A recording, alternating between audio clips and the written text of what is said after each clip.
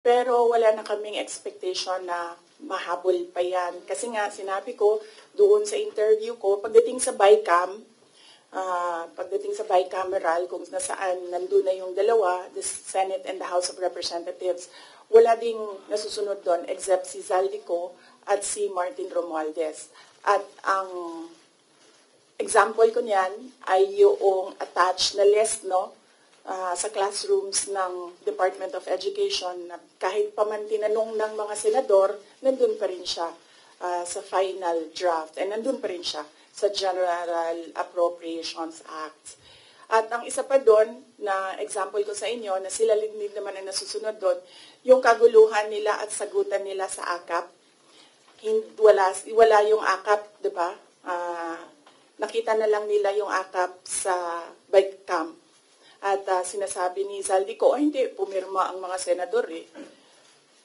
So, yun yung example ko na, yun yung proof ko na dalawang tao lang nasusunod dyan. Si Zaldico at si Martin Romualdez.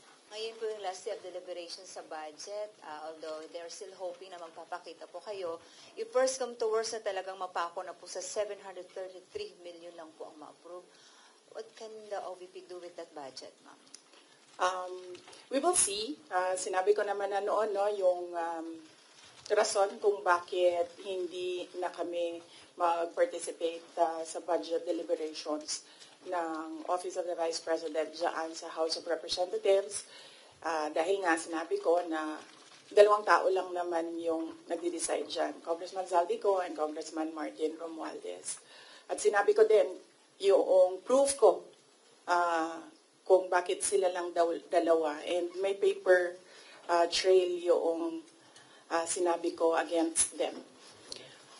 Sa 700 million, we will see kung ano yung maiwan and then we will work around that budget of the Office of the Vice President. Pero definitely, tutuloy pa rin yung trabaho, anuman ang budget ng Office of the Vice President.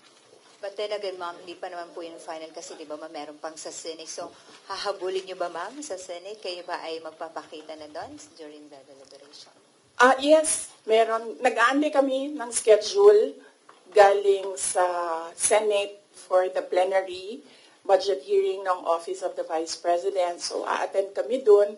Pero wala na kaming expectation na mahabol pa yan. Kasi nga, sinabi ko doon sa interview ko, pagdating sa